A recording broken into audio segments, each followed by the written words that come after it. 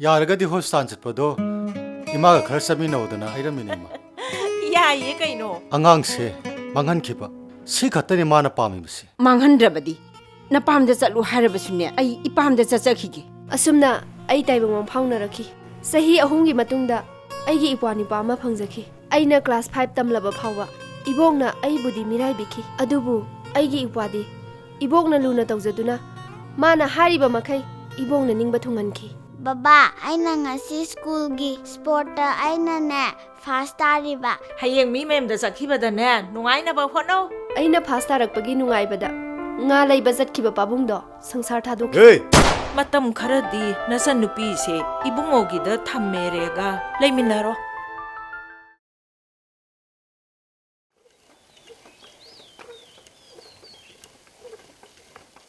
이마, ꯑꯩꯅ ꯍꯥꯏꯕ ꯁꯦꯟꯗꯨ ꯄꯤꯔꯣ.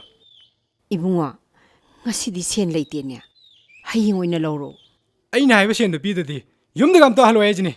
He, asu angang oiriba nangna kai sake haino. Class 10 ꯇꯝꯅꯕ ꯑꯩꯕꯨ ꯑꯉꯥꯡꯂꯣ. Aina hayeng ꯊꯕꯛ ꯁꯨꯕꯝꯗꯒꯤ ꯂꯧꯔꯒ ꯄꯤꯔꯒꯦ ꯍꯥꯏꯔꯦꯗꯅ ꯅꯆꯦꯒꯤꯁꯨ ꯄꯤꯒꯗꯕ ꯂꯩ.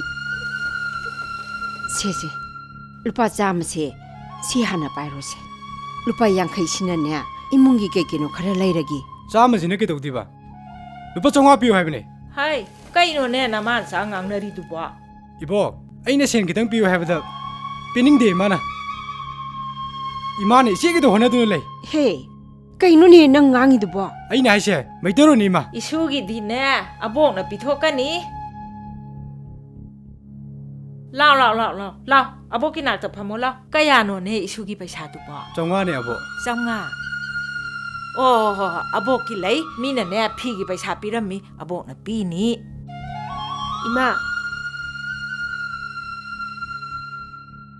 이마 ngasiꯗꯒꯤ 이마나ꯊꯕꯛ ꯋꯥꯅ ꯁꯨꯕ ꯆꯠꯄꯗꯣ खरा पोथारदौने से सेलजे पाइसलो ए सेनसिदी काइदगी नोइबेमा इमा आइना कॉलेज हलकलगा दोमचा थारोगिदा दुख साबा सिखाउ साबा चटपदो अदुदा फंगलकपा सेलने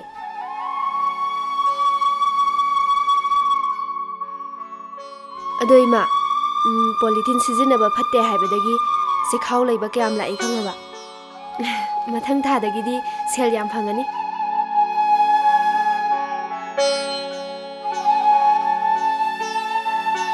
अबो अदुदी आई मु चलुगिगे होय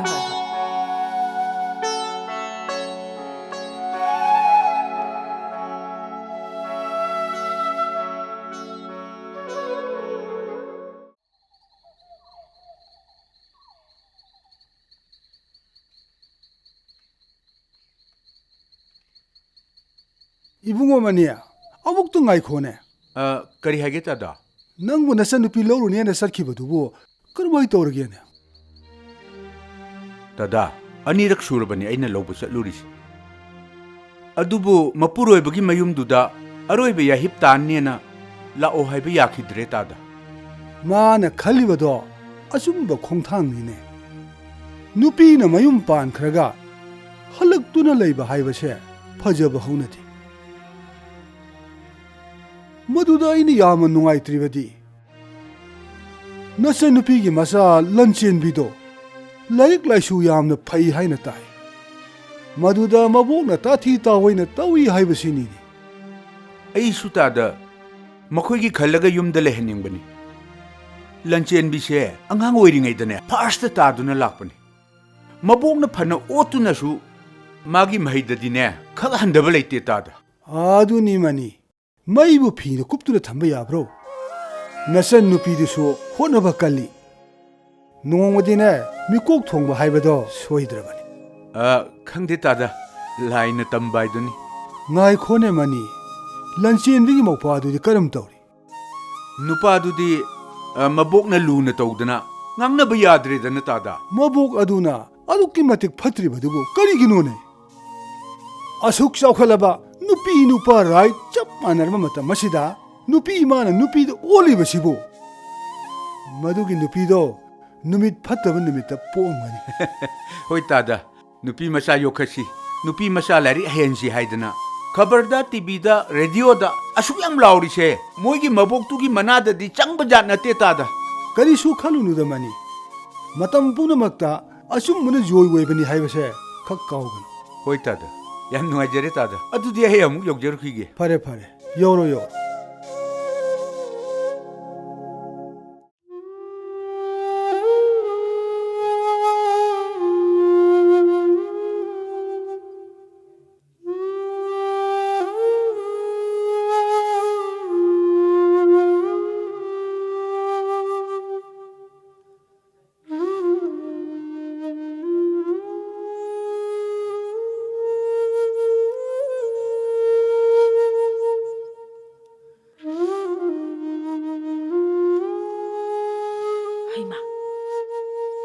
बेमा करीनो ने हे कोन बो दुमाइना फेंगदी कमाइना सेंगदौरीनो लाइरिक अमुक पा कोन अमुक फेंग आइना नहान ngai चाक चाबदा कोन सेमनम अमा इनम नम्मे हाइबदुदी सिननीदना थानमो नमाना माराय फेंगजनी कइनो इशुदबु से सिनने अबोकी कोकसे स्वाइदा अंगुब खरा हाइगतली से संगननब लैरुरिबा से संगदोक्सि लाओ को नमा फेंगलो परबब संगसि लाओ को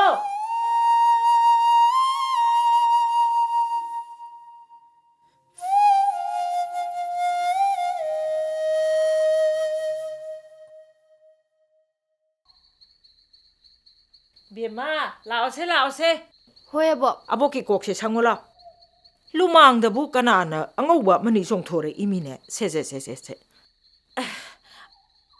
अबोना लेरेद चुमरे यंगुने येंगो चुमे से हाय कोन दो अंगांग दो फेंगंगनु नाना खर फेंगुने कनानाबु कोन फेंगबमदबु लाइरिक अमुक पा कोन अमुक फेंग अखोई पुनमक्से चांग लोय सोक्तना लोयबा तारे कोन जांबा सेंगदना सरप मनमदो चाबदा यावरेबा फेंगुना से बेमसे संगौ से अबो लेरेद चुमरे यंगुने चुमे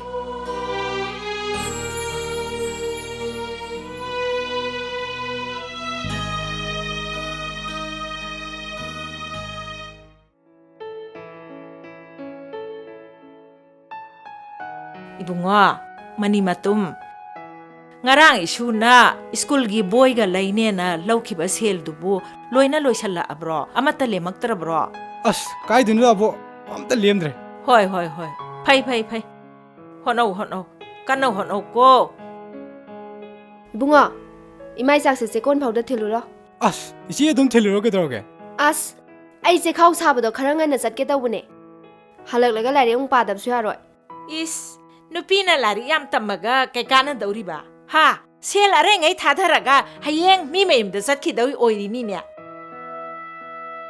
इबुंगा मनी मतुम इशुदी वारमनी लाओ अबोक संगोम सेंबिरगे संगोम थक्तोरो लाओ अबोक संगसि लाओ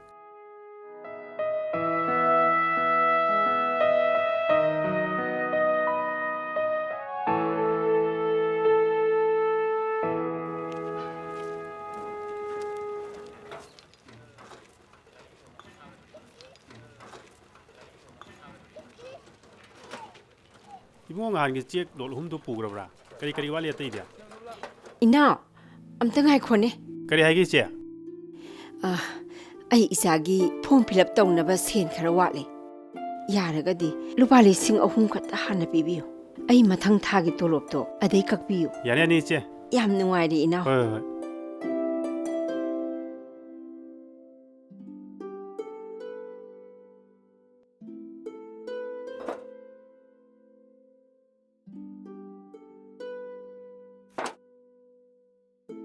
होय तिमा सेंदो यानी चंगोये hoi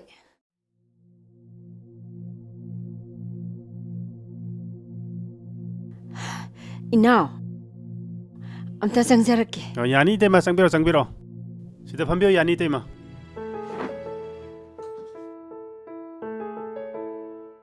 चे सिबु छन्याम चिलबरने hoi inao masi matang mateng pangbiyo tawimel kaujaro तविमल की ओरदी ngasi mak तविमल दु उत्प पामी करी आइगी चे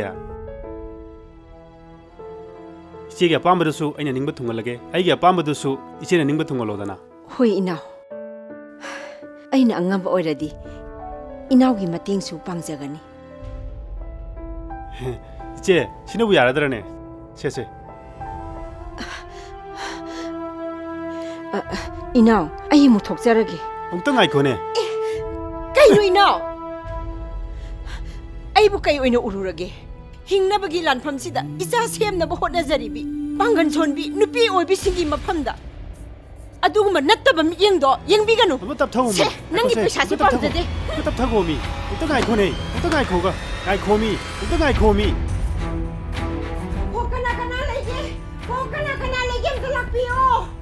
Mayang tu aku.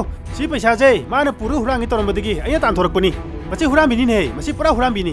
Semua huram sidi tabuk solo gum si tan thokral sini. Ay hurang binati. Aybu mana nam dina izat mangan ge tau bune. Ay hurang binati. Ay ne yada badagi. Aybu mana hurang bitahan ge tau bune. Ay hurang binati. Macam kya thiu ni yung ni. Si pura ke siang itu orang berdegi si. Ayah tan hari ibni si. Mayang yang ni si. Si mayang uram na terus ya. Si pura ke siang ibnu pini si. Mara leizadaba imado. Sekon ki manager duna. Maya mamangda aran batahan biki. Aidine nahana haijakibani isa nupaduna leitrabani na nangna koichat chatana migida thabak yawdo yawrunu leikaina thina ngangna kini haidana ada nangna nasa nupi sigi sel talibani imong manunggi awar apa melibani haidana aina haiba yadadana koichat chatli hujikti kari thoe nane baina warak tabi tare dana mi mamangda pharedana to nang to ko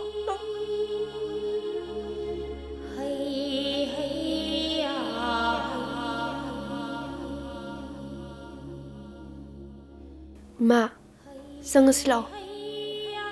Sakra jatuh laga putana bata orasi. Aigi exam ki form fill up kidi. Imana sabi balik masado kai thola laga sijina rage. Sena remba khara duna. Thongan da dukan macha ma phamna bata orasi. Ma su thabak su basaluranu. Ma, sangat silau.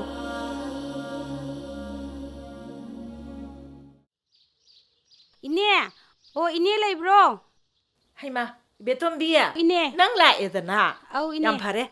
Kakalo. Ai ne, yum sida lai ning da bana loire. Se. Phamsi lau se. Ine su noi isai do khara yaurage ko. Ado ine, akhoi gi hana gi isai tambam do. Thogdo ama thoktana ne. Ngasi di ne, tamba yaro dori. Kamdok sige ine. Haima, adugi da makta bu nang na wari ro. Ine gi sida hujik sida ibane to tinaraga loire. Ay ngarangi makhado ay ngamdri ba haiba ado haiminasi hairo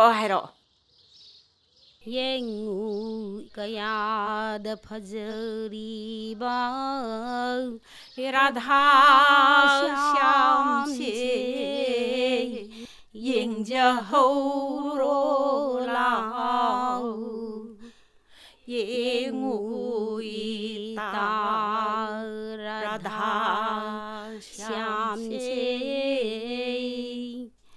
Ileng lợt lê Ca Samugi sao dư ni Lem dư không thang ni Ileng lợt lê Ra di ca Zum rai mi Zum mi ne yam hai re Yarani ne Yare adudi ine mathangi bato lakpada hairo uko as ine yauradam ni ine ne yum sida yam lening dre ai ngonda hairo o noina tungi inki ko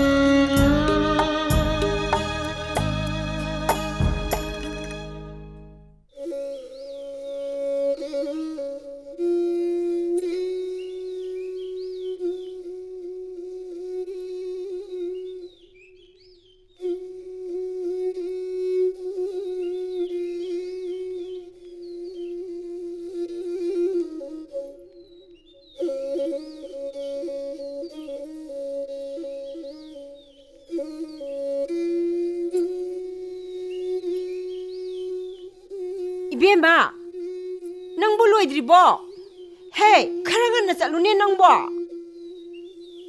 mikok thongge harbadine thabak khuding makta mangjing thana bo honawne lai ima ai musalu khige ima yare yare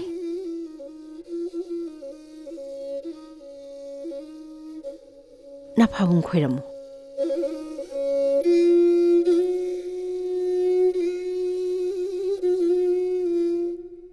ima adudi ai musalu khige chalo chalo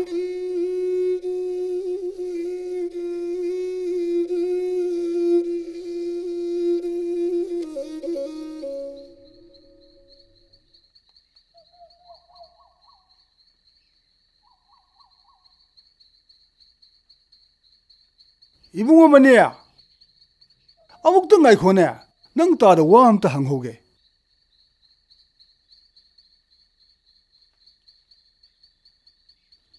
kari hage tada ibungo tada ibungo na pradhan ga nang na bai du thoi angang unabasingda sarkar na angang masa mau phana thamne bagi damakta lemna sieng hawai thau thum pi haina tai adubu karamna phangbage karamna pibage haibado ibungo na pradhan ga nang na bani na khara hangau ne ibungo tada madu bharat sarkar na pibani hek pokpaga mingchan ne hekta lobu yare angang aduna nupi oirgadi angang adugi mama mapado maduda khudong chabado bharat sarkar na hena pi aduna angang adugi pokpagi tang mama mapagi maming iragane pradhan de hekta pisan biro adu oirgadi soidre tada oh as yam nungai re ibungo yam nungai re adu nangbu nasa na ugu du yam nana chali bu du bo kadai chali no tada ekoi thambani macha nupi lan chen bido MPSC gi parikha yawe ba adugi result do ngasi haido kani na haiba adu ongta hanguge na chatke tori ni tada oh yam phai nasen nupi du na kanna hona badagi masa nupi do mi oi ga dore da hoi tada masa bu mi ama oi na hona ba haiba se mama amagi soi phadra ba thaudang ni ne ai sune numadi nasen nupi gi mayum da sali haire raga hagat wahi mayam ama hairu ga dori bani hoi tada yam nungare adudi tada ayungta yogjeru khige fani lengo thambalu kaya da phakraba angang miwot maisa marakta akhang kanba maga loinana masa wo mi oina ba honari masidani ni Napoleon hairmi base afaba imam apiu prithvi ase joy toge hair base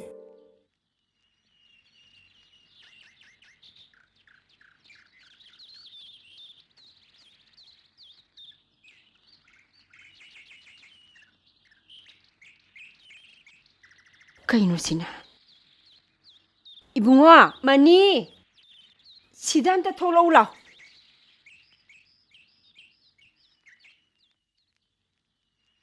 kari hage ima masi kaigi gulino ha masi kari gino ba kok sik pi ne ma kana kok chik pagi aina kok chik mandana ne chagi be ne ma he ai se nangi na mani ai khangoi da boi ning bro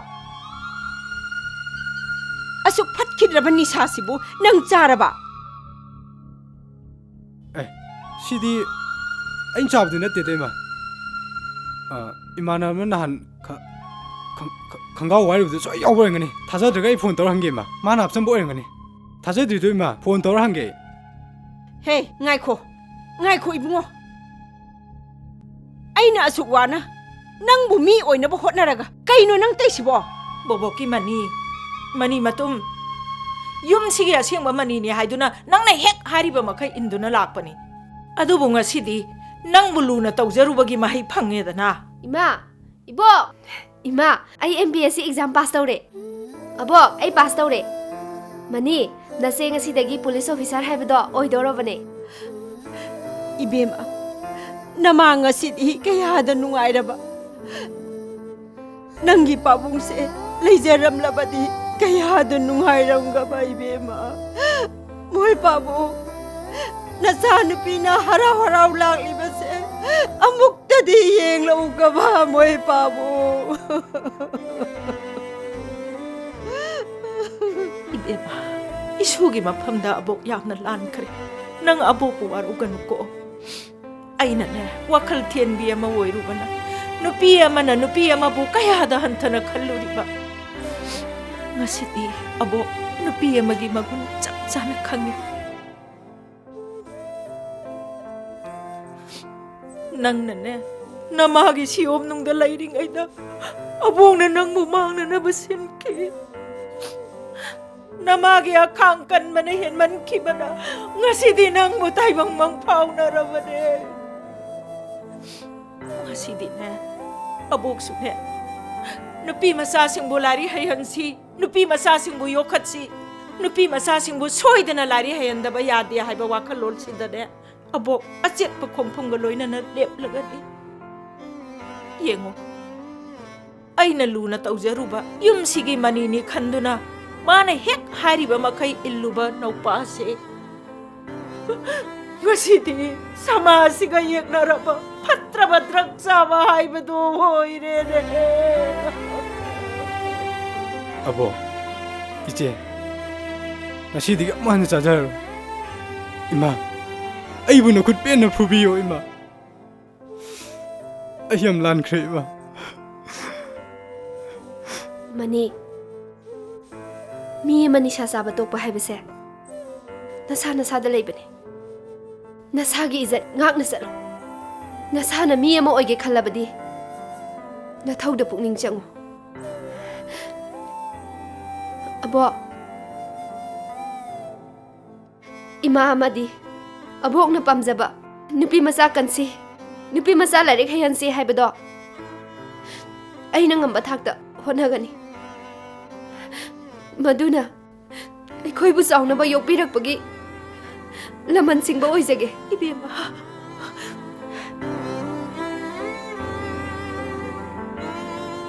asumna aigi punsi dasu nupi ama oina poklubagi awaba kaya thengnaki aikhoina karigi damakta nupi bu hanthana yenggadawribano nupi yaudana malem ama semba haibase oithoktabani malem sembada nupi na asoba thodang kaya lawri haibase miyam khangminaba mathau tare masigi sumathakta nupi aikhoina amuka hena nupi bu ikai khomnaba olabatada nupi gi phida malemda phangani haibase nupi aikhoina khangadabani aduna mama mapa oiba kayana macha nupi bu nungsina luna sana tawbiduna mahai masing matik sana tamhanbinabagi damak haizari nupi macha singna mama mapa gi seba tawba minungsi leiba heli khangjai mapuroiba leitrabi nupi natraga selurabi nupi amada nupa singna yengliba miyeng simak mase yenghaningde nupa na soibadi yaba nupi na soibadi yadaba masigi khenabase thamdrabada nupa nupi manaba thak haibado lakani khanjai macha nupi bu kananaba amadi mahai masing matik chana tamnanabagi damak hingbada laina hingnanabagi damak sahi tara sudringai gi mamangda post office da account hangduna apikpa senpham tungsin biduna tungi kana nanaba tauba kaya amasu leirabani asina maram oiraga nupi na nupi da hanthana yengba nupi macha bu kanba mahai masing tamhanba haibase taudraba yadraba ithau amani khanbiduna nupi bu nungsibiyu nupi macha singbu kansi nupi macha singbu larik tamhansi haibase haijaraga mayam pumnamaktagi khurumjari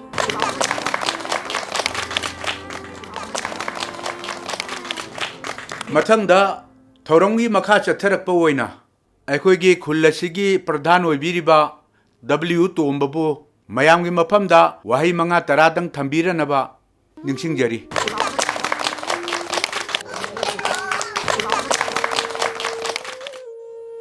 ꯃꯌꯥꯝ ꯄꯨꯝꯅꯃꯛꯄꯨ ꯏꯀꯣꯛꯅꯣꯅ ꯈꯨꯔꯨꯝꯖꯔꯤ ꯑꯗꯨꯒ ꯑꯊꯣꯏꯕ ꯂꯦꯡꯕꯤꯔꯛꯄꯤ DSP ꯂꯟꯆꯦꯟꯕꯤꯕꯨꯁꯨ ꯏꯀꯥꯏ ꯈꯨꯝꯅꯕ ꯎꯠꯆꯔꯤ ꯑꯩ ꯊꯣꯏꯗꯣꯛꯅ ꯋꯥ ꯉꯥꯡꯕꯁꯨ ꯍꯩꯖꯗꯦ ꯈꯨꯡꯒꯪꯗ ꯁꯤꯒꯨꯝꯕ ꯄ꯭ꯔꯣꯒ꯭ꯔꯥꯝ ꯑꯃ ꯁꯤꯜ ꯂꯥꯡꯗꯅ ꯄꯥꯏꯈꯠꯄꯤꯔꯛꯄꯁꯦ ꯍꯥꯏꯅꯤꯡꯉꯥꯏ ꯂꯩꯇꯅ ꯊꯥꯒꯠꯆꯔꯤ ꯁꯤꯃꯇꯪ ꯍꯥꯏꯔꯒ ꯑꯩ ꯂꯣꯏꯁꯤꯟꯖꯒꯦ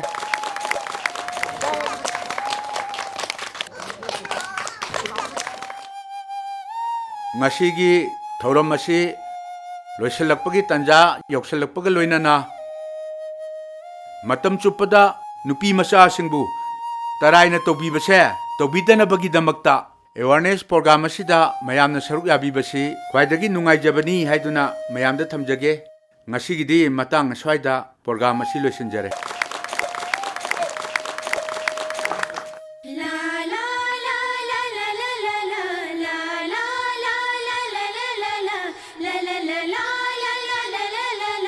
la la la